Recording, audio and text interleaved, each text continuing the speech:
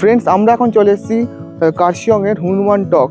এখানে লেখা আছে আই লাভ কার্শিয়ং। এই যে আমাদের গাড়ি থেকে নামলার এই হচ্ছে হনুমানজির মূর্তি, যেটা বললাম আর কি তোমাদের। এখানে ভয় বেচে ব্যবসা হচ্ছে। 20 টাকা করে পার হেড টিকিট। এই যে একটা মিস্টিক ফরেস্ট ডাও, এরকম একটা ভূতের কঙ্কাল সাজিয়ে রেখে দিয়েছে, এরকম সাদা সাদা রং করে দিয়েছে যাতে একটা ভূতের অ্যাম্বিয়েন্স আছে কিছুটা এরকম। ওই বিল্ডিংটাতে একটা মমি আছে, বাট এটা অনেকেই জানে না, বা এই সোনারা মসজিদটা একটু পপুলারও না। এটা আমি তাই জন্য এখানে এলাম যাতে তোমরা আসো, খুবই ভালো লাগবে। এই হচ্ছে বাগোটা পরে। হ্যাঁ, এখানে সবসময় মেঘ কুয়াশা থাকে বলে গাছের গুঁড়িগুলো শিকড়গুলো সব শ্যাওলায় ভরে গেছে। মস্ত জায়গা। যে ব্রিটিশ আমলে তৈরি একটি চিমনি, এটা হচ্ছে ডাউহিল স্কুল। এটা ওয়ান টাইপ অফ হোস্টেল মতো। দার্জিলিংয়ের খ্যাতির আড়ালে লুকিয়ে থাকা উত্তরবঙ্গের একটি শৈল শহর কার্শিয়ং, যা সমুদ্রপৃষ্ঠ থেকে প্রায় 1450 মিটার উচ্চতায় অবস্থিত। দার্জিলিং জেলার একটি সাব ডিভিশনাল টাউন এই কার্শিয়ং, যেখানে আকাশটা নেমে আসে ঠিক চোখের সামনে, আর পাহাড়ের বুক চিরে ছুটে চলে ঠিক খেলনার মতো এক টয় ট্রেন। স্থানীয় লেপচা ভাষায় কার্শিয়ংয়ের পুরনো নাম ছিল খারসাং বা কুরসন দ্বীপ, যার অর্থ সাদা অর্কিডের দেশ। আর সেই থেকেই কার্শিয়ংয়ের এই জনপ্রিয় নাম land off white orchids. Siliguri থেকে কার্শিয়ংয়ের দূরত্ব প্রায় 45 কিলোমিটার, আর দার্জিলিং থেকে প্রায় 30 কিলোমিটার। তাই নর্থ বেঙ্গল ট্যুর প্ল্যান করলে খুব সহজেই এই জায়গাটা কভার করা যায়। এই কার্শিয়ং শহরের প্রতিটা বাঁকে ও প্রতিটা পাথরে লুকিয়ে আছে শত শত গল্প। এই শহরে মেঘেরা নামে হাত ছুঁয়ে যায়। এ যেন এক স্বপ্নের জগৎ, যেখানে বাস্তব হারিয়ে যায় কুয়াশার ভেতরে। শহরের চারপাশে চা বাগান, ভ্যালি আর সবুজ পাহাড় মিলিয়ে প্রায় সারা বছরই এখানে মনোরম আবহাওয়া থাকে। সবুজ চা বাগানের গালিচার মাঝখানে জেগে ওঠে এক অনাবিল শান্তি, আর রোদ ঝলমলে দুপুরে হিমেল হাওয়ায় তুমি ভুলে যাও শহরের কোলাহল ক্লান্তি। কিন্তু এই শহরেই এক প্রান্তে রয়েছে এক রাস্তা, যার নাম শুনলেই গায়ে কাটা দেয়। ডাউহিলের সেই ডেথ রোড, যেখানে ভয় আর কৌতূহল একসাথে হেঁটে চলে। আজকের ব্লগে আমি ঘুরে দেখাবো কার্শিয়ং এবং কার্শিয়ংয়ের কিছু গুরুত্বপূর্ণ সাইট সিন। তাহলে চলো বেশি দেরি না করে শুরু করা যাক আজকের ব্লগটা। আর আমি Soumalya, welcome to my channel traveller Soumalya. Offbeat Darjeeling 2025 সিরিজের 3 নম্বর এপিসোডে তোমাদের সবাইকে সুস্বাগতম। ভিডিওটা অবশ্যই শেষ পর্যন্ত দেখবে, আশা করি ভালো লাগবে। চলো শুরু করা যাক আজকের ব্লগ। ফ্রেন্ডস, আমরা এখন গাড়িতে উঠে পড়েছি তাকদা থেকে বেরিয়ে। আর একটা নতুন ব্লগে তোমাদের সবাইকে সুস্বাগতম। ব্লগটা একদম শেষ পর্যন্ত অবশ্যই দেখো। এখন আমরা যাচ্ছি কার্শিয়ংয়ে। অন দ্য ওয়ে প্রথমে দেখবো মার্গারেট ডেক, তারপর এক এক করে সাইট সিন করতে করতে যাব। এখন ওয়েদারটা বেশ সুন্দর লাগছে। তাকদাটা যেমন খুবই ক্লাউডি ছিল, এখন ওয়েদারটা বেশ রোদ ঝলমলে আকাশ এখন এই দিকটাই। পাহাড়ে তো এরকমই হয়, এক জায়গায় রোদ ঝলমলে আকাশ, আবার কোনো এক জায়গায় পুরো মেঘ। এই রোদ মেঘ এরকমই খেলা দেখতে দেখতে জার্নিটা করছি, খুবই ভালো লাগছে। কেমন লাগছে তোমাদের অবশ্যই কমেন্টে জানিও। উত্তরবঙ্গে ঘুরতে এসেছি আজ দ্বিতীয় দিন। প্রথম দিন আমরা ছিলাম তাকদার একটি ব্রিটিশ বাংলোতে, যার ব্লগ আমি আই বাটন ও ডেসক্রিপশনে দিয়ে দিলাম, গিয়ে দেখে আসতে পারো। তাহলে এই সিরিজের ধারাবাহিকতা বুঝতে তোমাদের খুবই সুবিধা হবে। ওই ডান দিকের রাস্তাটা চলে যাচ্ছে হচ্ছে দার্জিলিং, আর আমরা বাঁ দিকে চলে যাব কার্শিয়ং। এটা হচ্ছে জোর বাংলো। এই জায়গাটা, এই ডান দিকটা হচ্ছে দার্জিলিং। আগের বার আমরা এই রাস্তা দিয়ে দার্জিলিং চলে গেছিলাম, এবার আমরা এই রাস্তা দিয়ে কার্শিয়ং যাব। আমরা এখন এই জোর বাংলো থেকে এই হিল কাট রোডটা ধরলাম, হিল কাট রোড ধরে কার্শিয়ং যাচ্ছি, আর ওদিকে হচ্ছে দার্জিলিং। আর আমাদের পথের সাথে সাথে এখন টয় ট্রেনের রেল লাইন। এই যে সামনে টয় ট্রেনের রেল লাইন, মানে নিউ জলপাইগুড়ি থেকে দার্জিলিং যে টয় ট্রেনের লাইন সেইটা। সোনাডার হচ্ছে 8 kilometre, Kurseong 24 kilometre, Siliguri 68 kilometre. আজকে আমরা সোনাডা সেই মনেস্ট্রিটাও দেখবো, সোনাডা মনেস্ট্রি, এটা খুবই বড়। পথে যাচ্ছি এখন, সোনাডার কাছে গেলে তারপর ব্লগটা কন্টিনিউ করবো। সোনাডা মনেস্ট্রি দেখাবো তোমাদের। জানি না ভেতরে ফটোগ্রাফি অ্যালাউ কিনা, বাট বাইরে থেকে দেখিয়ে দেবো তোমাদের। দার্জিলিং যাওয়ার রাস্তায় কার্শিয়ং আর ঘুমের মাঝখানে একটা ছোট্ট শহর সোনাডা। এখানে আছে এক শান্ত বৌদ্ধ সংস্কৃতিতে ভরা মনেস্ট্রি, যেটাকে সবাই সোনাডা মনেস্ট্রি বলেই চেনে। ফ্রেন্ডস, চলে এসেছি এই সোনাডা মনেস্ট্রিতে। এবার এর ভেতরে যাব। এই হচ্ছে সোনাডা মনেস্ট্রি। সোনাডা মনেস্ট্রির পুরো নাম সামদ্রুপ দার্জে চোলিং মনেস্ট্রি।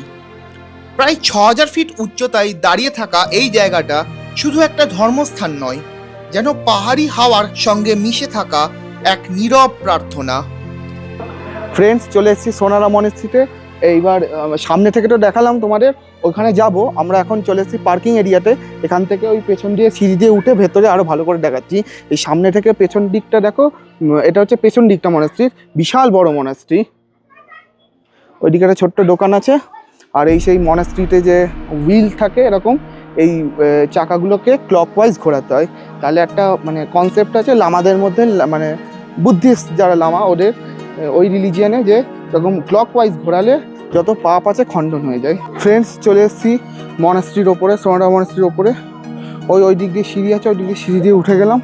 এই যে মনেস্ট্রি একটা বিল্ডিং, এর ভেতরে ওই একটা গোল বড় চাকা আছে, মানে হুইল, ওটা ঘোরাতে হয়। আর বাইরের দিকটা কিছুটা এরকম বিশাল বড়। এখানে সব স্টুডেন্টরা থাকে, মানে লামাদের স্টুডেন্ট ওরা থাকে। এটা ওয়ান টাইপ অফ, যেমন মনেস্ট্রিগুলো হয়, যেমন লাভা মনেস্ট্রিটা ছিল ওরকমই, যে হোস্টেল টাইপের, লামাদের হোস্টেল ওই রকমই বিশাল বড়। আর ওই দিকের যেটা দেখছো ওই বিল্ডিংটাতে একটা মমি আছে। এটা অনেকেই জানে না, বা এই সোনাডা মনেস্ট্রিটা পপুলারও না। এটা আমি তাই জন্য এখানে এলাম, যাতে তোমরা আসো, খুবই ভালো লাগবে। এখানে আসো, লাভা মনেস্ট্রির মতোই ওরকমই ভালো লাগবে। লাভা মনেস্ট্রির থেকেও ভালো। এখান থেকে খুব সুন্দর একটা ভিউ। চারদিকে মেঘ বলে এখন পাওয়া যাচ্ছে না, কিন্তু অসাধারণ মনেস্ট্রিটা, বিশাল বড়। সামনে গেলে সামনে দেখো, ওটা হচ্ছে স্টার্টিং মেইন, আর ওটা হচ্ছে হিলকাট রোড। ওর ওপর দিয়ে আমরা চলে এসেছিলাম, এসে ওদিক দিয়ে উঠে এখানে উঠলাম। চলো ওর ভেতরে যাওয়া যায়, গিয়ে একবার ক্লকওয়াইজ ডাইরেকশানে হুইলটা ঘুরিয়ে নিই। সেই হুইলটা ভেতরটা কি সুন্দর, এটা ধরে ঘোরায়। চলো। উরি বাবা, কি ভারী! এই যে একটা ঘন্টা পড়লো, প্রচন্ড ভারী এটা।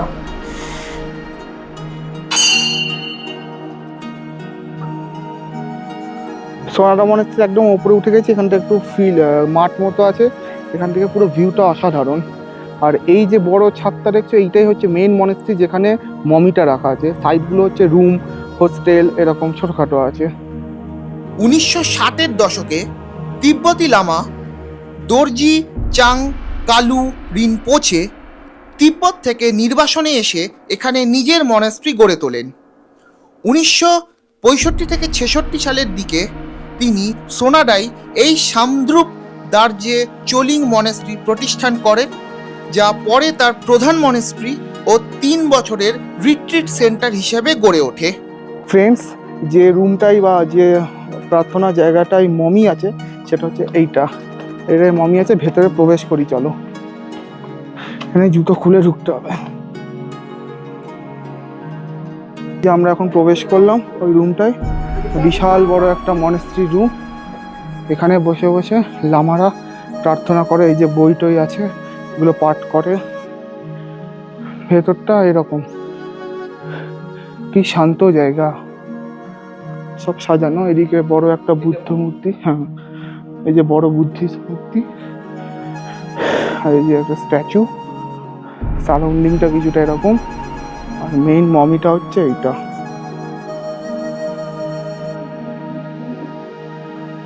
তিব্বতী লামা কালু রিনপোচের পরলোক গমনের পর তার দেহকে এখানে বিশেষভাবে সংরক্ষণ করা হয়েছে। অনেক ভ্রমণকারী একে মমি অফ কালু রিনপোচে বলে উল্লেখ করেন এবং এটাকে জীবন্ত আশীর্বাদের প্রতীক মনে করেন। এই মনাস্ট্রির ভেতরে এলে না পুরো মন শান্ত হয়ে যায়। জায়গাটা অন্যরকমই একটা পিসফুল জায়গা। যেমন মন্দিরে গেলে হয়, ঠিক তেমন এই মনাস্ট্রিতে এলেও হয়। মনাস্ট্রিটা হচ্ছে লামাদের, মানে বুদ্ধিস্ট লামা। খুব সুন্দর লাগলো। প্রথমে বললো এটা বন্ধ, তারপর দেখলাম না, খোলা আছে। এখানে এলে তোমরা দেখতে পারবে তিব্বতীয় স্থাপত্য শিল্পের এক অসাধারণ ছোঁয়া। লাল আর সোনালী রঙে রাঙানো দেওয়াল, বিশাল বুদ্ধ মূর্তি আর প্রার্থনার সময় মন্ত্র উচ্চারণ। মনটা নিজের অজান্তেই শান্ত হয়ে আসে। যদি তোমরা দার্জিলিং বা ঘুম যাওয়ার পথে একটু সময় বের করতে পারো, তাহলে সোনাডা মনেস্ট্রি ঘুরে দেখা একদম মিস করবে না। আমরা ওই ওপরে ছিলাম, ওপর থেকে এই সিঁড়ি দিয়ে নেমে চলে এলাম, নেমে এসে রাস্তার কাছে চলে এসে এই সামনের মনেস্ট্রিগুলো দেখলাম। সামনের মনেস্ট্রিগুলো যেহেতু মানে গাড়ি করে উঠে নিচে এলে তখন আর গাড়িটা রাখার জায়গা হতো না, তাই আমরা নিচের মনেস্ট্রি দেখে এই পাশেই রাস্তায় নেমে গাড়িকে ফোন করব, গাড়ি আসবে, ফটাফট উঠে পারবো। এখানে বেশিক্ষণ দাঁড়ানোর গাড়ির রুল নেই। এই যে এখানকার মনেস্ট্রিগুলো এরকম স্তূপা টাইপের। এইগুলোকে বলে চোট্টেন। টিবেটান বুদ্ধিজমে 8টা আলাদা আলাদা চোট্টেন দেখা যায়। প্রতিটা চোট্টেন ভগবান বুদ্ধের জীবনের কিছু গুরুত্বপূর্ণ ঘটনাকে তুলে ধরে। এই চোট্টেনগুলো মূলত একসঙ্গে একটা লাইনে দেখা যায়। এখানেও 8টা চোট্টেন আছে। চোট্টেনের মধ্যে জুয়েলারি বা মহামূল্যবান জিনিসপত্র রাখা হয়। মনে করা হয় যে যত বেশি জিনিস এই স্তূপার মধ্যে রাখা হয় তত বেশি শক্তিশালী এর আধ্যাত্মিক শক্তি। মনেস্ট্রির একদম সামনেই রয়েছে গুরু পদ্মাসন বাবার এক বিশাল মূর্তি। সিকিম সহ ভারতের অনেক জায়গায় ব্যাপকভাবে পূজিত হন গুরু পদ্মাসন বাবা। যখন আমরা এলাম তখন দেখলে তো কি ঝলমলে আকাশ ছিল, রোদ ছিল, আর এখন প্রচণ্ড হাওয়া চালু দিয়েছে, শুরু হয়ে গেছে, আর পুরো মেঘ আসছে, কীরকম একদম কানে ঠান্ডা লাগছে প্রচণ্ড। চলো তাদের গাড়িতে যাই। সোনাডা থেকে বেরিয়ে গিয়ে আমরা আবারও যাত্রা শুরু করলাম কার্শিয়ংয়ের দিকে। রাস্তার একদিকে পাহাড়ি জঙ্গল ও আর একদিকে গভীর খাদ, আর রাস্তার ধার দিয়ে ছুটে চলেছে সেই ব্রিটিশ আমলের টয় ট্রেনের লাইন, কখনো রাস্তার বাঁদিকে তো কখনো রাস্তার ডান দিকে। আর আমার এই আকাঙ্ক্ষিত মন শুধুই ভাবছে যে যদি একটা টয় ট্রেনের সাথে দেখা হয়ে যায়। ফ্রেন্ডস, চলে এসেছি এখন মার্গারেট ডেকে। এটা মেইনলি দার্জিলিং থেকে যখন এনজিপি যাওয়ার পথে পড়ে, সেই সময় এটা ব্রেকফাস্ট টাইম হিসেবে এক জায়গায়, মানে এই যে ব্রেকফাস্ট টাইমে এখানটায় যাওয়ার পথে পড়ে, এখানে তোমরা ব্রেকফাস্ট করতে পারো। বাট আজকে আমাদের পথে যেহেতু পড়লো, আমি ব্লগে একটু দেখিয়ে দিচ্ছি।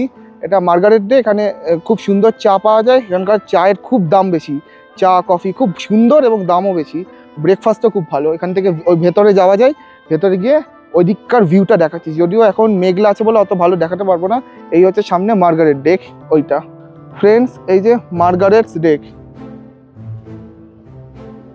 এখানে অনেক নেপালি মুভি বা দার্জিলিংয়ের অনেক মুভি, ওয়েব সিরিজ শ্যুট হয়, কিন্তু শ্যুট হয়েওছে। কী সব নাম বললো আমাদের ড্রাইভার স্যার, নেপালি সব নাম আমার মনে নেই।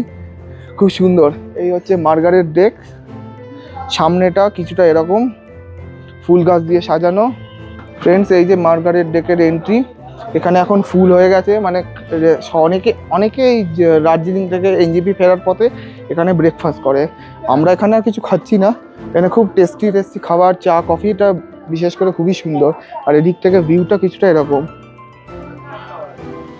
এদিকে খাদ আর ওদিকে চা বাগান, আর ভেতরে রেস্টুরেন্ট আছে। ভেতরে রেস্টুরেন্টে চাইলে তোমরা খেতে পারো। আমি বললাম চা কফিটা খুব সুন্দর খেতে, তেমনি দামটাও সুন্দর।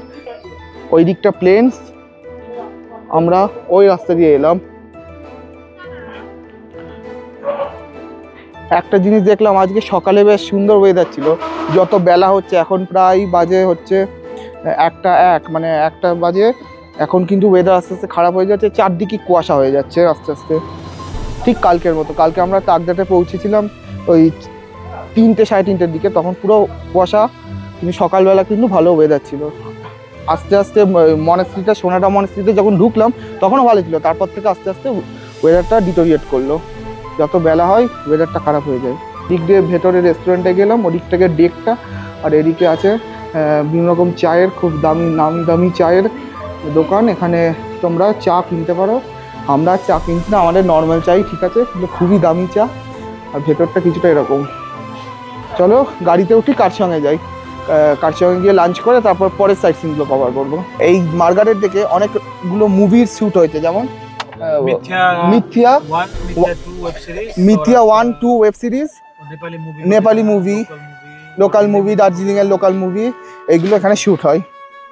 মার্গারেটস ডেক থেকে বেরিয়ে রওনা দিলাম কার্শিয়ংয়ের দিকে। প্ল্যান ছিল যে কার্শিয়ংয়ের হোমস্টেতে গিয়ে লাঞ্চ করে তারপর কার্শিয়ংয়ের কিছু লোকাল সাইট সিন করতে বেরোবো। তবে লাঞ্চ রেডি না হওয়ায় আমরা প্রথমেই দেখতে চলে যাই ইগলস ক্রেগ।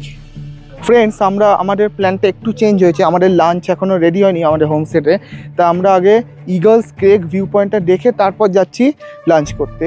এই যে চলে এসেছি ইগলস ক্রেগ ভিউ পয়েন্ট, ওই যে ইগলস ক্রেগ, ওর ওপরে আমরা উঠবো।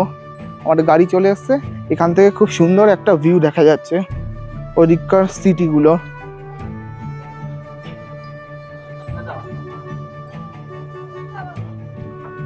এই যে ইগলস ক্রেগ ভিউ পয়েন্ট, চলে এসেছি ইগলস ক্রেগ ভিউ পয়েন্টে। এর সামনেই রয়েছে এরকম একটা চা বাগান, এখানে চাইলে এখান থেকে মানে যাওয়া যাবে, অসুবিধা নেই। স্লোপিংটাও বেশি না, এখানে তোমরা গিয়ে ফটোশ্যুট করতে পারো। এই হচ্ছে চা বাগান, আর এখানে এন্ট্রি ফি হচ্ছে 10 টাকা করে টিকিট। এখানে টিকিট কাউন্টার, 10 টাকা করে টিকিট লাগলো। ঢুকেই প্রথমে দেখলাম এই একটা আর ওই একটা ডাইনোসর। এটা খুব শুনলাম, খুব ভুল নইলে হার্বিভোরস ডাইনোসর, আর ওটা হচ্ছে কার্নিভোরস। ওই ডাইনোসর এগুলো এদেরকে খায়। যতটা আমার একটা ডাইনোসরের এনসাইক্লোপিডিয়া আছে সেগুলো থেকে জানা, দেখতে ওরকম বলে আমি রিলেট করতে পারলাম। এই হচ্ছে ইগলস ক্রেগ ভিউ পয়েন্ট, আর একটা ওয়াচ টাওয়ার আছে। চলো ওয়াচ টাওয়ারে উঠে ভিউটা দেখি। ফ্রেন্ডস, এই যে ওয়াচ টাওয়ারের ওপরে উঠতেই দেখি সামনে একটা বাঘ মামা। প্রথমে এক ঝলকে দেখে না মানে মনে হচ্ছিল যেন অরিজিনাল, মানে এক ঝলকে দেখে জাস্ট, তারপর বুঝতে পারলাম এটা স্ট্যাচু। ওই যে উঠে পড়েছি ওপরে, চারদিক ঘেরা যাতে কিছু রিস্ক না থাকে।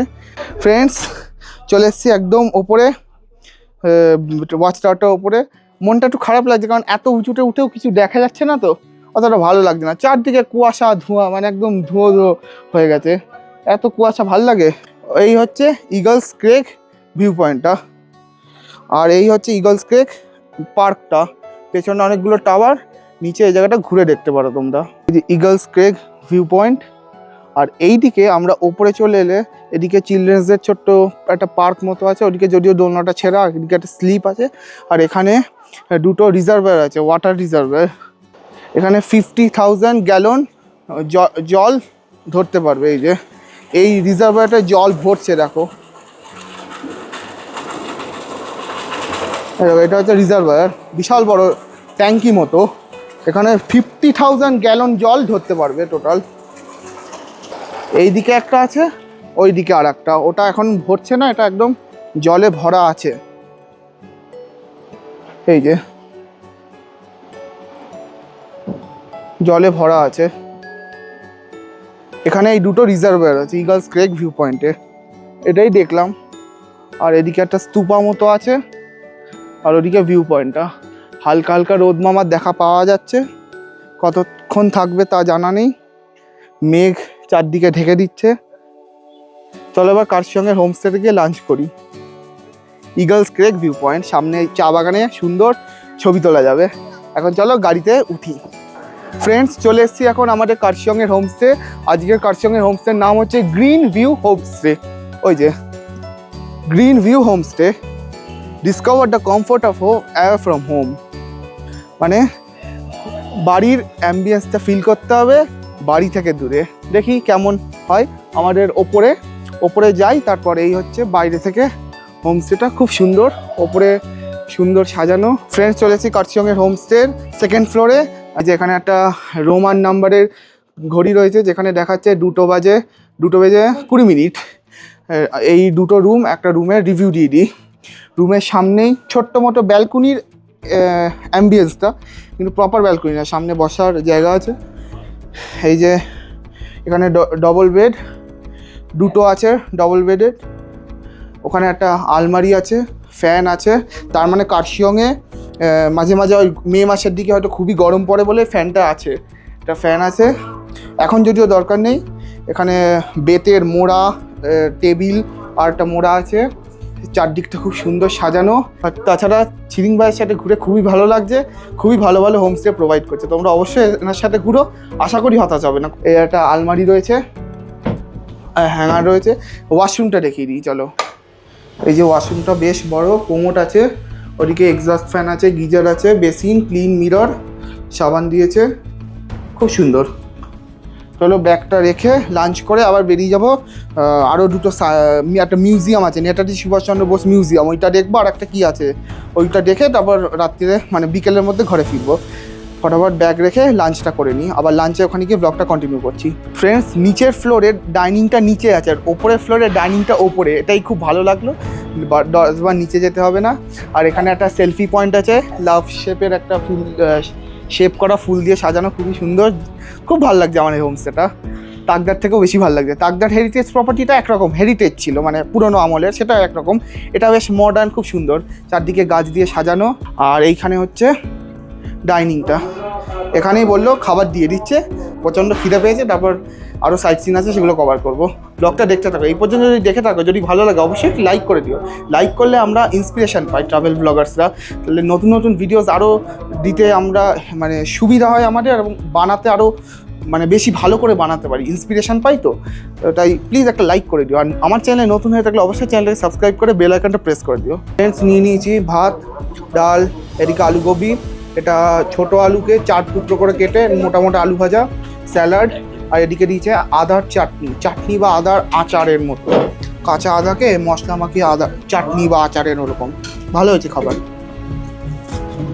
ফ্রেন্ডস, নিয়ে নিয়েছি এখন চিকেনটা মোটামুটি, এখানে মোটামুটি বলা ভুল হবে, এটা অ্যাকচুয়ালি দেশি চিকেন, তো তাই একটু শক্ত শক্ত ওরকম, মোটামুটি ভালো লাগছে চিকেনটা। ফ্রেন্ডস, আমাদের দুপুরের লাঞ্চ হয়ে গেছে। লাঞ্চ মোটামুটি ভালো ছিল, গতকালের লাঞ্চটা বেশি ভালো লেগেছে আমার। আজকেরটাও মোটামুটি ছিল, খুব একটা ভালো না, বাট খুব একটা খারাপও না। এখন লাঞ্চ করে বেরিয়ে পড়েছি, রেডি হয়ে যাচ্ছি নেতাজি সুভাষচন্দ্র বোস মিউজিয়াম আর গিদ্ধা পাহাড় ভিউ পয়েন্ট, ওই দুটো করে আবার ফিরে আসবো। এই যে একটা ট্রেন,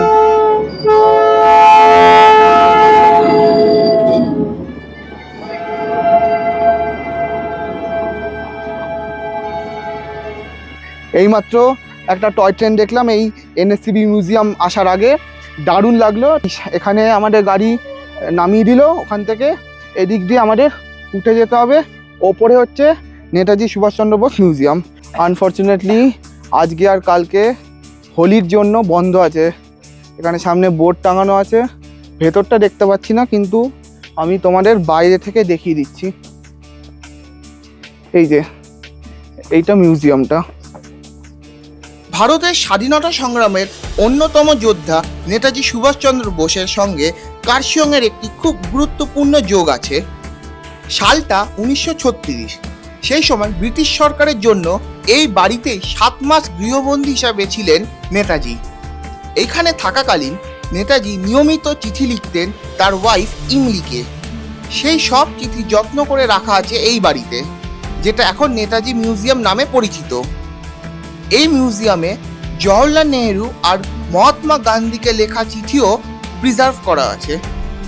ভালো করে এই মিউজিয়াম দেখতে গেলে 1 থেকে 1.5 ঘন্টা মতো সময় লাগে। ফ্রেন্ডস, চলে এসেছি গিদ্ধি ভিউ পয়েন্ট, চলে এসেছি এখন গিদ্ধি পাহাড় ভিউ পয়েন্টে। চলো ওপরে, একদম ওপরে টপে উঠি, ভিউটা কেমন লাগে দেখি।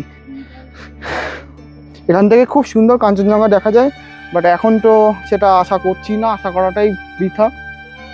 এখানে একটা ছবি আছে, খুব সম্ভবত একটা বাতাসিয়া লুপের, যে গিদ্ধি পাহাড় ভিউ পয়েন্ট। সকাল 8:30 থেকে বিকেল 5টা পর্যন্ত খোলা থাকে। এই উপরে উঠে গেছি। ওহ, এখান থেকে ভিউটা অসাধারণ। এখানে রোপওয়ের একটা কনস্ট্রাকশন চলছে, এই যে রোপওয়ের কনস্ট্রাকশন। এই হচ্ছে গিদ্ধা পাহাড় ভিউ পয়েন্টটা, আর এই ভিউটা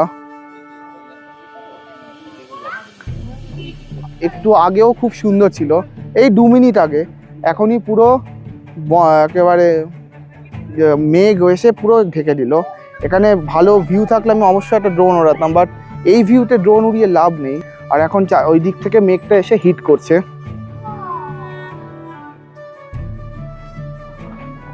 ওই দিকে ওইটা দেখছে, ওইটা হচ্ছে নেতাজি সুভাষচন্দ্র বোস মিউজিয়ামটা, ওর পেছনটাতে।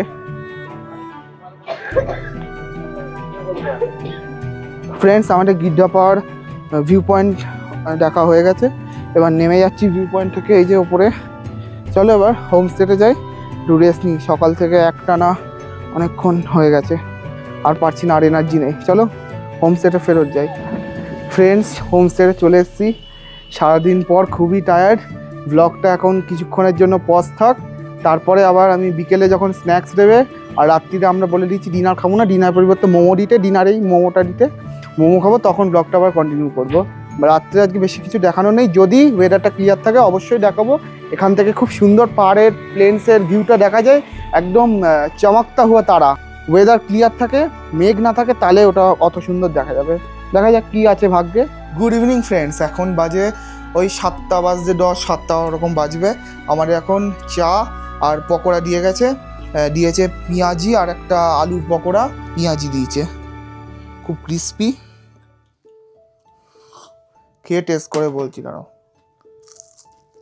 দারুণ করেছে পেঁয়াজিটা। আলুর চপটা টেস্ট করে দেখছি, আলুর চপগুলো বেশ ভালোই হয়েছে।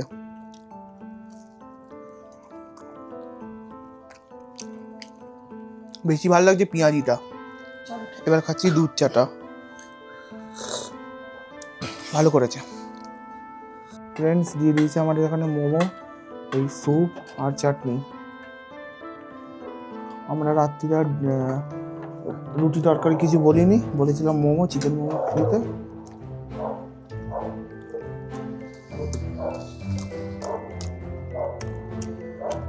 দারুণ হয়েছে।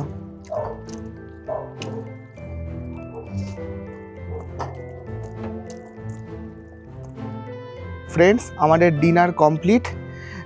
গতানুগতিক হোমস্টের একঘেয়েমি খাবার থেকে একটু স্বাদ পাল্টাতে আমরা আজকে চিকেন মোমো অর্ডার দিয়েছিলাম। আজকে রুটি, ডিম কষা, ডাল, সবজি ওইসব আর অর্ডার দিইনি, আজকে চিকেন মোমো দিয়েছিল, তার সাথে স্যুপ দিয়েছিল। খুবই ভালো লাগলো চিকেন মোমোটা খেতে। আর এখন ওয়েদার আপডেট যেটা দেখা যাচ্ছে, ওপরটা যদি তোমাদের একটু দেখাতে পারি, দাঁড়াও, কতটা বুঝতে পারছো জানি না। এই যে ওপরে আকাশে পূর্ণিমার চাঁদ উঠেছে, আজকে পূর্ণিমা। আর ওইদিকে নিচের দিকে কিন্তু ভালোই কুয়াশা। ফ্রেন্ডস, সো এখানে ব্লগটা আজকে শেষ করছি। আপাতত গুড নাইট, আবার কালকে ব্লগটা কন্টিনিউ করব। গুড মর্নিং ফ্রেন্ডস, আজকে 15ই মার্চ 2025। এখন ঘড়ির কাঁটায় 7:30 মতো বাজে। উঠে পড়েছি, উঠে স্নান টান করে রেডি হয়ে গেছি। এখন ওয়েদারটা বেশ ভালোই ক্লিয়ার। দিয়ে দিয়েছে আমাদের চা। এখানকার ফ্লাক্সটা দেখো কি সুন্দর, এই ভেতরে ছাকনি মতো একটা গ্লাস মতো করা আছে, ছোটো ছোটো ফুটো দিয়ে, ওর ভেতরে চা পাতা দিয়ে দিয়েছে, এদিকে গরম জল দিয়ে দিয়েছে, আর লিকারটা আস্তে আস্তে বেরিয়ে যাচ্ছে। আর এই আমি ঢেলে নিলাম চা। আর চাটা কিন্তু দারুণ হয়েছে। ফ্রেন্ডস, এখন বাজে 9টা। আমরা গতকাল বলে দিয়েছিলাম 9টার সময় ব্রেকফাস্ট করবো, একদম 9টাতেই ব্রেকফাস্ট দিয়ে দিয়েছে। আমরা বলেছিলাম ব্রেকফাস্টে চাউমিন নেবো, এগ চাউমিন দিয়ে দিয়েছে এখানে, এগ চাউমিন ভালো হয়েছে বেশ। ফ্রেন্ডস, আমাদের ব্রেকফাস্ট হয়ে গেছে, খুবই ভালো ছিল। চাউমিনটা বেশ সুন্দর লাগলো, লুচি পুরি একঘেয়েমির থেকে চাউমিনটা খুবই সুন্দর লাগলো।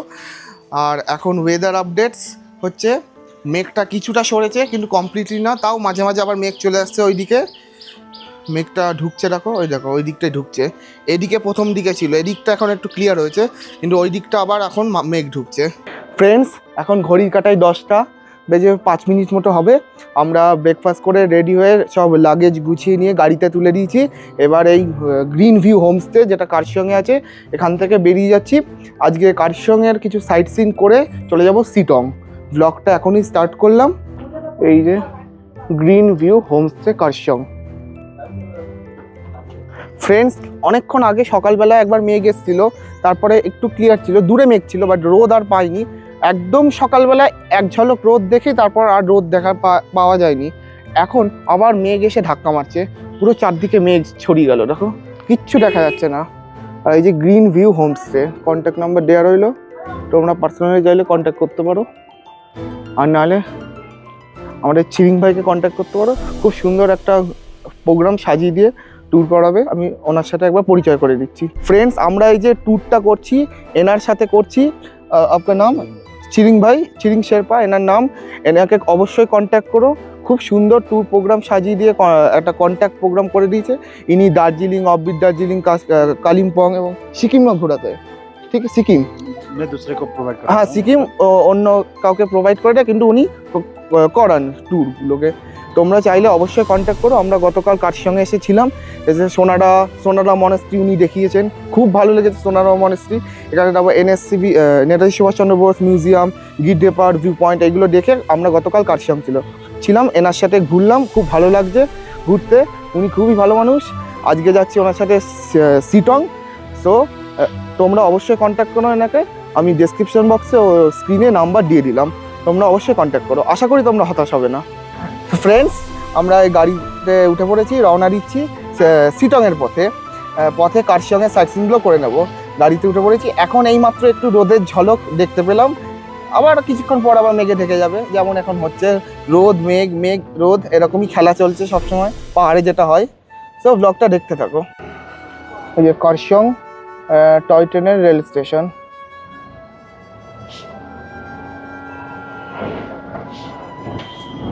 Kurseong rail station.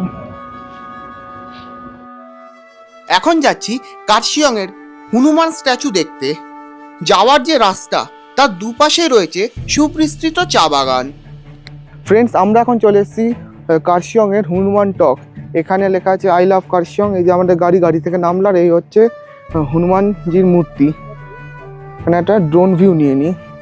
এইদিকে চিরসবুজ চা বাগান, ওপর দিক থেকে শুরু করে একদম নিচে, ওইদিকে হচ্ছে কার্শিয়ং শহরটা, আর এই হচ্ছে হনুমান মূর্তি।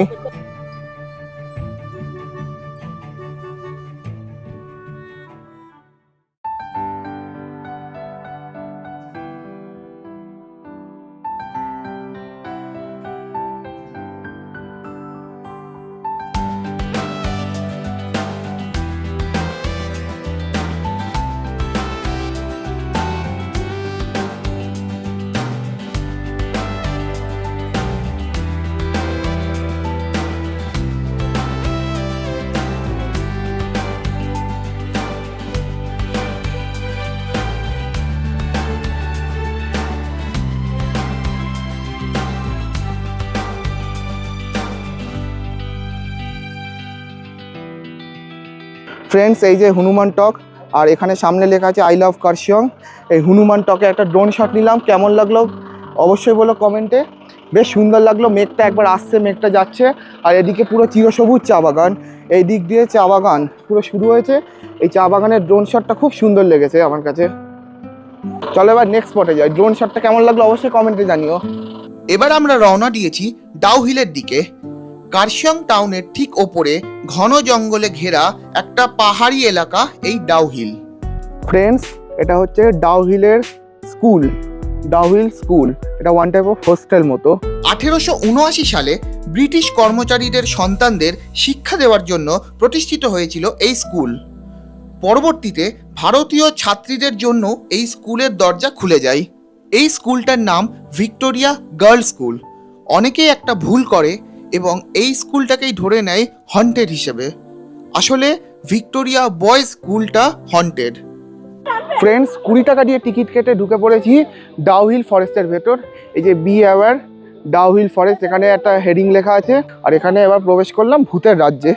এখানে আমার যেটা দেখে মনে হচ্ছে ভূত এঁকে, ভূতের ওই স্টোন সাজিয়ে সাদা কালোর কম্বিনেশনে এরকম একটা ভুতুড়ে পরিবেশ সৃষ্টি করেছে বিভিন্ন রকম ভূতের মডেল টডেল দিয়ে। এই স্ট্রাকচারগুলো অনেকটা ভুতুড়ে, এগুলোকে আর্টিফিশিয়ালি বানানো হয়েছে। মানে এখানে সোজা কথায় বলতে গেলে ভয় বেচে ব্যবসা চলছে। 20 টাকা করে পার হেড। এই যে একটা মিস্টিক ফরেস্ট ডাও, এরকম একটা ভূতের কঙ্কাল সাজিয়ে রেখে দিয়েছে, এরকম সাদা সাদা রং করে দিয়েছে যাতে একটা ভূতের অ্যাম্বিয়েন্স আছে কিছুটা, এরকম যেটা বললাম আর কি তোমাদের। এখানে ভয় বেচে ব্যবসা হচ্ছে। 20 টাকা করে পার হেড টিকিট। এখানে প্রচণ্ড ঝিঝি পোকার ডাক আর পাইন, এগুলো ধুপি, খুব সম্ভবত ধুপি গাছ। এখানটায় অনেকটা নেওড়া ভ্যালি জঙ্গলের মতোই কিন্তু লাগছে। নেওড়া ভ্যালি জঙ্গল যেমন ওই রকমই লাগছে। একদম ওপরে একটা ডিয়ার পার্ক আছে, যেটাই আমাদের ড্রাইভার দাদা বলে দিলেন যে গিয়ে কোনো লাভ নেই, অনেকখানি চড়াই। অত চড়াই উঠে ওখানে ডিয়ার পার্কে কিছুই দেখা যাবে না। ওই ছোট ছোট ডিয়ার কটা এক দুটো আছে, ওর চেয়ে ভালো আমরা ডিয়ার অনেক দেখেছি জিম করবেটে। ঠিক আছে, জিম করবেটের ভিডিওর প্লেলিস্ট আমি আই বাটনে দিয়ে দিলাম। ফ্রেন্ডস, আমরা বেশ কিছুটা উঠে এসে দেখলাম এখানে একটা রেস্টিং প্লেস আছে। এখানে দুটো চায়ের দোকান আছে, চা খেলাম, খুবই টেস্টি ছিল। এরপরে এখান থেকে আরও যেতে হবে ওপরে আছে ডিয়ার পার্ক আর একটা মিউজিয়ামটা হোলির জন্য বন্ধ, ঠিক যেমন গতকাল NSCB নেতাজি সুভাষচন্দ্র বোস মিউজিয়ামটা বন্ধ ছিল। আর ডিয়ার পার্কটা এখান থেকে এখনও 10 মিনিট ওপরে উঠতে হবে বলে আর আমরা এখন যাচ্ছি না। ডাউহিল নিয়ে যে ভূতের গল্পটা সবচেয়ে বেশি শোনা যায় সেটা মূলত লোককথা আর গুজবের মিশ্রণ, প্রমাণিত ইতিহাস না, কিন্তু খুব পপুলার। ডাউহিলের জঙ্গল দিয়ে যে সরু রাস্তা গেছে সেটাকেই অনেকে বলে ডেথ রোড। এই রাস্তাটি নাকি এক মুন্ডহীন ছেলেকে হাঁটতে দেখা যায়। গল্প অনুযায়ী ছেলেটাকে দূর থেকে দেখা যায়, কিছু দূর গিয়ে সে গাছের ভেতরে ঢুকে মিশিয়ে যায়। স্থানীয়দের মতে এলাকায় নাকি অনেক অস্বাভাবিক মৃত্যু আর আত্মহত্যার ঘটনা ঘটেছে, তাই জায়গাটাকে অশুভ মনে করা শুরু হয়েছে। আর সেই থেকেই ভূতের গল্পগুলো আরও বেড়ে উঠেছে। ফ্রেন্ডস, এইটা হচ্ছে সেই মিউজিয়ামটা, বাট আনফর্চুনেটলি যেমন গতকাল NSCB মিউজিয়ামটা বন্ধ ছিল, ওরা ওই চার দোকানে ঠিকই বললো যে আজকে বন্ধ আছে। গতকাল দোলের ছুটি ছিল, আজকে হোলির ছুটি, তাই দুদিন সব মিউজিয়াম বন্ধ। এটা মিউজিয়াম এবং একটা ইন্টারপ্রিটেশন সেন্টার। এর ভেতরে কি আছে বলে দিচ্ছি। এর ভেতরে বিভিন্ন রকম অ্যানিমাল ফিটাস, যেমন সেই মনে আছে কিনা জানি না, আগে একটা ব্লগে ছেড়েছিলাম, রাজা ভাত খাওয়া, ডুয়ার্সের রাজা ভাত খাওয়া একটা মিউজিয়াম আছে। ওখানে যেমন বিভিন্ন অ্যানিমাল বার্ডকে প্রিজার্ভ করে রেখেছে ফরম্যালিনের মধ্যে করে, অরিজিনাল বাট সেরকমই কিছুটা আছে। ভেতরটা দেখাতে পারলাম না, সরি, বাট তোমরা আসলে অবশ্যই দেখো। এটা ডাউহিলে, এই যে মিউজিয়ামটা বাইরে থেকে। ফ্রেন্ডস, চলে এসেছি এখন চিমনি হেরিটেজ গার্ডেন। এই যে welcome to chimney heritage garden. এখানে টিকিট কাউন্টার আছে 20 টাকা করে পার হেড। চলো ওই যে চিমনিটা, ভেতরে প্রবেশ করি। এখানে 20 টাকা per head ticket. Chimney garden, I love chimney. আর ওই যে চিমনিটা, এখানে একটা ব্রিটিশ আমলের মনুমেন্ট ছিল, কত 18 সামথিং ইয়ারে এটা তৈরি হয়েছিল। তারপর এই চিমনিটা মানে একটা পুরো ঘর ছিল, এবার তারপর সেই ঘরটা পুরো ভেঙে চুরমার হয়েছে, শুধু এই চিমনিটা ধ্বংসাবশেষ হিসেবে রয়ে গেছে। এই চিমনিটা এখন দাঁড়িয়ে আছে, তাও দেখো এটা বেঁকে গেছে একদিকে। এটাই হচ্ছে চিমনি। এই থেকেই এই সামনের মানে চারিপাশের গ্রামটার নাম হয়েছে চিমনি গ্রাম। আর এটা হচ্ছে চিমনি গার্ডেন। ফ্রেন্ডস, ওই দিক দিয়ে আমরা প্রবেশ করলাম, যে দিক দিয়ে যেখানে চিমনি গার্ডেনে প্রবেশ করলাম তার লেফট সাইডে চিমনির দিক থেকে চলে গেলাম। আর রাইট সাইড দিয়ে একটা বনের ভেতর দিয়ে রাস্তা চলে গেছে। এই রাস্তা দিয়ে চলে যাবো হচ্ছে ভিউ পয়েন্টে। ওখানে একটা ভিউ পয়েন্ট আছে, ওই দিকে ভিউ পয়েন্টটা, এখানটায় পুরো অন্ধকার। ফ্রেন্ডস, হেঁটে চলে এসেছি সেই ভিউ পয়েন্টের কাছে। এই ভিউ পয়েন্টের ওপরে একটা এরকম প্লেন জায়গা মতো আছে, আর ওই সামনে হচ্ছে ভিউ পয়েন্টটাই। যদিও ভিউ পয়েন্ট থেকে কিছু এখন দেখা যাচ্ছে না, তাও একবার ভিউটা তোমাদের দেখিয়ে দিচ্ছি। এই যে ভিউ পয়েন্টের এখানে একটা বসার জায়গা, আর সামনে ভিউটা কিছুটা এরকম, মেঘের জন্য দেখা যাচ্ছে না। আই থিঙ্ক ওই দিকটা থেকে কাঞ্চনজঙ্ঘা দেখা যায়, কারণ এখন অনেকটাই উচ্চতায় আছি। আর মেঘটা কিভাবে ঢুকছে দেখো, কি মানে স্পিড মেঘের।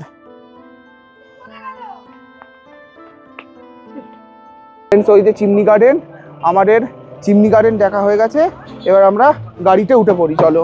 এখানে কোনো কোলাহল নেই, মানুষের চিৎকার চেঁচামেচি নেই, গাড়ির প্যাপে হর্ন নেই, একদম আছে শুধু প্রকৃতি আর মেঘ, আর তার মধ্যে আমরা, দারুণ লাগছে। আমরা এখন এই বাগোডা ফরেস্টের ভেতর দিয়ে যাচ্ছি। বাগোডা ফরেস্ট, পুরোটাই হচ্ছে বাগোডা ফরেস্ট। ফ্রেন্ডস, আমরা এখন আস্তে আস্তে জঙ্গলের ভেতর দিয়ে আস্তে আস্তে এখন চলে এসেছি বাগোডা ফরেস্টের ভেতর। এই বাগোডা ফরেস্টের রাস্তা দিয়ে আমরা এখন যাচ্ছিলাম। এখন একটু দাঁড়ালাম, আমি আর ড্রাইভার দাদা মানে ছিরিং ভাই সাহেব, একটু এই ঘন জঙ্গলের মধ্যে একটু অ্যাডভেঞ্চার করতে উঠছি। এই যে আমাদের সাথে নিয়ে আছে। ये बागोड़ा फॉरेस्ट है। हाँ, और ये ज़्यादा क्राउडेड प्लेस नहीं है, मतलब टूरिस्ट लोग ज़्यादा यहाँ पर मूवमेंट नहीं करते हैं। এখানে বেশি টুরিস্ট আছে না। यहाँ पर मुझे जो भी जैसा कोई हनीमून जो कपल हाँ। इधर का बेस्ट प्लेस है। या रेड वन पे हाँ। आने से उन लोग दूर वहाँ पर बैठना हाँ pre wedding shoots food wedding shoot बहुत अच्छा आता है और ये সিনারিও भी बहुत अच्छा है देखो हाँ ये पूरा পাইন ফরেস্ট চারদিকে ভয়ও লাগছে এখানে কিন্তু লেপার্ড ফেপার্ড বেরিয়ে আসতে পারে লেপার্ড ভাল্লুক বিয়ার রাত্রিবেলা বিকেলবেলার দিকে এখানে আসা উচিত না হ্যাঁ হ্যাঁ रिस्क है अभी কিছু থাকে না এই হচ্ছে বাগোডা ফরেস্ট यहाँ पर भालू वगैरह हाँ। चीता वगैरह ये सब হুম जितना हो सके ऊपर हम लोग जा पाए যায় পারে पूरा रोड হুম पूरा पूरा क्लाउड से भरा हुआ है अब पूरा मेघे ছেয়ে গেছে এখন हाँ चलो हाइकिंग हो रहा है হ্যাঁ হাইকিং এখানে সবসময় মেঘ কুয়াশা থাকে বলে গাছের গুঁড়িগুলো শিকড়গুলো সব শ্যাওলায় ভরে গেছে চারদিক শুধু শ্যাওলা এই যে এখানে এইটা দিয়ে হেঁটে যাই বলে এখানে একটা পথ হয়ে গেছে আর চারদিক থেকে শ্যাওলা বিভিন্ন গাছ জন্মে গেছে ফ্রেন্ডস এই বাগোডা ফরেস্টে উঠেছিলাম এর ভেতর দিয়ে গিয়ে কিছু ফটোশ্যুট করলাম দারুণ হয়েছে ফটোশ্যুটগুলো এখন কারেন্ট লোকেশন হচ্ছে বাগোডা ফরেস্ট বেশ সুন্দর ফরেস্ট এটা পুরো ওই নেওড়া ভ্যালি জঙ্গলের মতোই লাগছে চারদিকে পাইনের জঙ্গল আর ওই ছবিগুলো একবার দেখো দারুণ হয়েছে ছবিগুলো কুয়াশার মধ্যে মেঘের মধ্যে পাইন ট্রি আর ওয়াইড অ্যাঙ্গেল লেন্সে হেভি হয়েছে আজকের ভিডিওটা এই পর্যন্তই। নেক্সট আমরা এক্সপ্লোর করেছিলাম কমলালেবুর গ্রাম সিটং, যেটা থাকছে নেক্সট এপিসোডে। আর আজকের ভিডিওটা কেমন লাগলো অবশ্যই কমেন্টে জানিও। যদি ভালো লাগে অবশ্যই একটি লাইক ও ফ্যামিলি ও ফ্রেন্ডসদের সাথে শেয়ার করে দিও। আর এরকমই ট্রাভেল রিলেটেড ভিডিওস পেতে গেলে আমার চ্যানেলটাকে অবশ্যই সাবস্ক্রাইব করে বেল আইকনটা প্রেস করে দিও। দেখা হচ্ছে নেক্সট ব্লগে।